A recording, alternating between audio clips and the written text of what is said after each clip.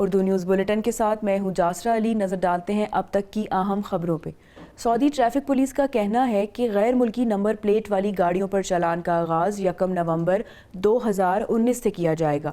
ادارہ traffic police کی جانب سے کی جانے والی ٹویٹ میں بتایا گیا ہے کہ ٹریفک قوانین پر عمل کرنا سب کی ذمہ داری ہے، خواہ وہ سعودی شہری ہوں یا بیرون ملک سے آنے والا کوئی بھی شخص۔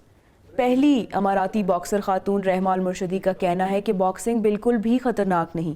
عام طور پر یہ تصور کیا جاتا ہے کہ صنف نازک کے لیے باکسنگ جیسے کھیل مشکل ثابت ہو سکتے ہیں، جبکہ ان کے نزدیک یہ تصور بالکل غلط ہے۔ ایشین ٹائٹل میں کانسی کا تمغہ اپنے نام کرنے والی رحمہ المرشدی نے نہ صرف امارات کا نام روشن کیا ہے بلکہ اس تصور کو بھی غلط ثابت کر دیا ہے۔ بلیٹن میں مزید خبریں شامل کرتے ہیں۔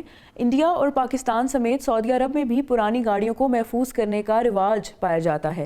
سعودی ٹریفک قانون کے اعلان کے مطابق سعودی شہری یا غیر ملکی کوئی بھی ایسی گاڑیوں میں سفر کرنے کا مجاز نہیں جنہیں محفوظ کر دیا گیا ہو۔ ایسی گاڑیاں استعمال کرنے والوں پہ کم سے کم 500 اور زیادہ سے زیادہ 900 ریال جرمانہ عائد کیا جائے گا۔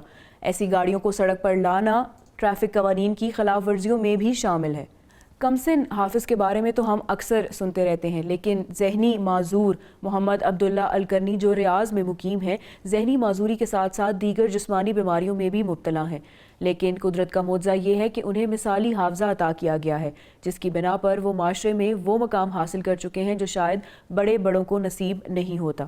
مذہبی رواداری آخر کس چڑیا کا نام ہے؟ سعدیہ احمد کا نیا کالم اردو نیوز کی ویب سائٹ پر شائع ہو چکا ہے۔